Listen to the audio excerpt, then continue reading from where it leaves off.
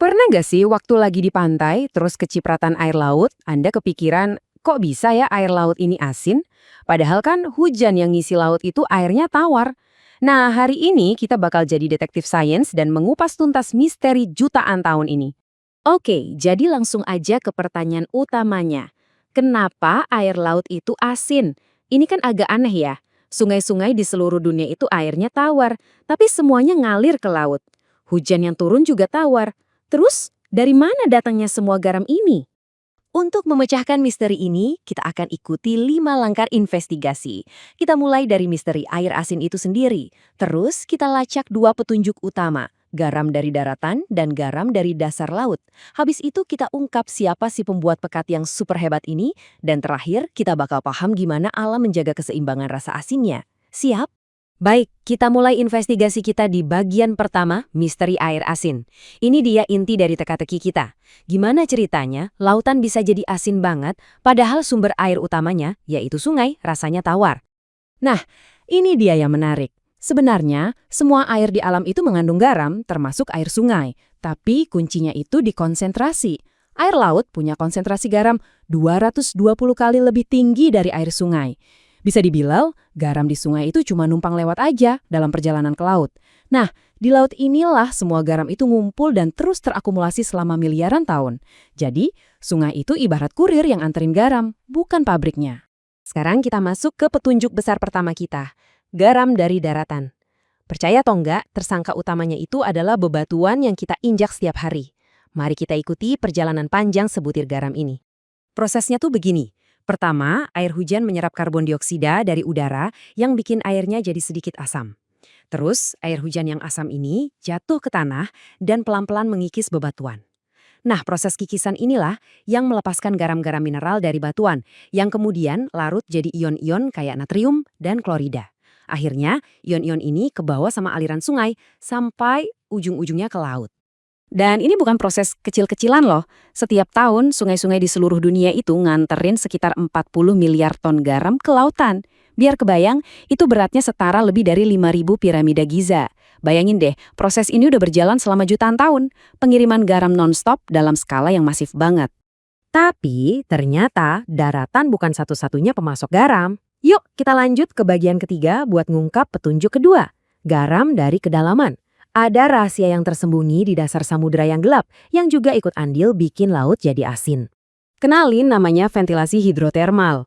Ini tuh kayak retakan di dasar laut, air laut merembes masuk retakan itu, terus dipanaskan sama magma dari inti bumi sampai super panas. Panas ini memicu reaksi kimia yang melarutkan mineral langsung dari kerak bumi, kayak besi, seng, dan tembaga. Terus, air super panas yang kayak mineral ini nyumbur lagi ke lautan. Ibaratnya kayak pipa langsung dari perut bumi. Selain ventilasi hidrotermal tadi, ada juga gunung berapi bawah laut.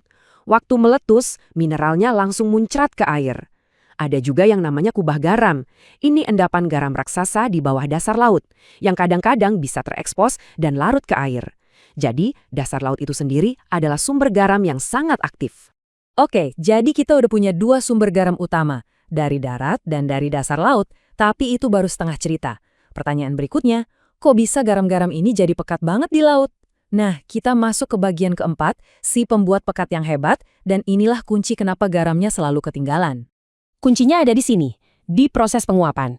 Jadi, waktu air laut kena panas matahari dan menguap, cuma molekul air murni atau H2O aja yang keangkat ke atmosfer. Sementara semua garam dan mineral yang berat itu ditinggal di lautan. Ini pada dasarnya adalah proses penyulingan alami raksasa skala global. Jadi, coba bayangin, panas matahari itu terus-menerus bikin penguapan di seluruh permukaan lautan yang super luas, mengangkat air murninya aja ke angkasa. Dan saat itu terjadi, garam-garam yang sudah terkumpul jutaan tahun lamanya itu semua ditinggal. Siklus ini muter terus, air tawar dari sungai dan hujan masuk, air murninya menguap, garamnya tetap tinggal. Konsentrasinya jadi makin tinggi. Inilah mekanisme utama yang bikin lautan jadi super asin.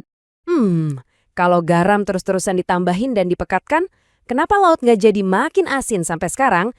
Nah, jawabannya ada di bagian terakhir investigasi kita, keseimbangan asin.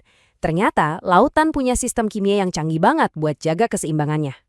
Selama jutaan tahun, kadar garam rata-rata lautan di dunia itu relatif stabil loh, ada di angka sekitar 3,5%. Artinya, ada sekitar 35 gram garam dalam setiap 1 liter air laut. Angka ini nunjukin kalau ada keseimbangan yang luar biasa di sana. Terus, garam laut itu isinya apa aja sih? Sebagian besar, sekitar 85%-nya, itu gabungan ion klorida dan natrium. Nah, kalau digabung, ya jadi natrium klorida alias garam dapur yang kita kenal. Sisanya itu ada ion-ion lain kayak sulfat, magnesium, dan lainnya yang juga punya peran penting. Jadi gimana keseimbangan itu dijaga? Ternyata ada juga proses pengeluaran garam yang jalan terus. Sebagian garam mengendap jadi mineral di dasar laut. Sebagian lagi diserap sama makhluk hidup laut buat bikin cangkang dan tulang mereka. Dan menariknya, reaksi kimia di ventilasi hidrotermal tadi juga bisa menarik mineral keluar dari air. Jadi ada yang masuk, ada yang keluar. Sempurna kan keseimbangannya? Lalu kenapa sih kita harus peduli sama ini semua? Soalnya salinitas lautan itu bukan cuma soal rasa. Kadar garam inilah yang jadi pendorong utama arus laut, yang ujung-ujungnya mengatur iklim global kita.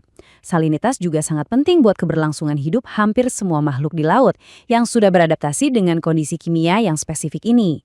Nah, ini membawa kita ke sebuah pertanyaan terakhir yang penting untuk direnungkan. Apa ya yang bakal terjadi pada kehidupan di bumi kalau keseimbangan kadar garam di lautan yang sangat rapuh ini tiba-tiba terganggu? Ini jadi pengingat betapa rumit dan saling terhubungnya semua sistem di planet kita.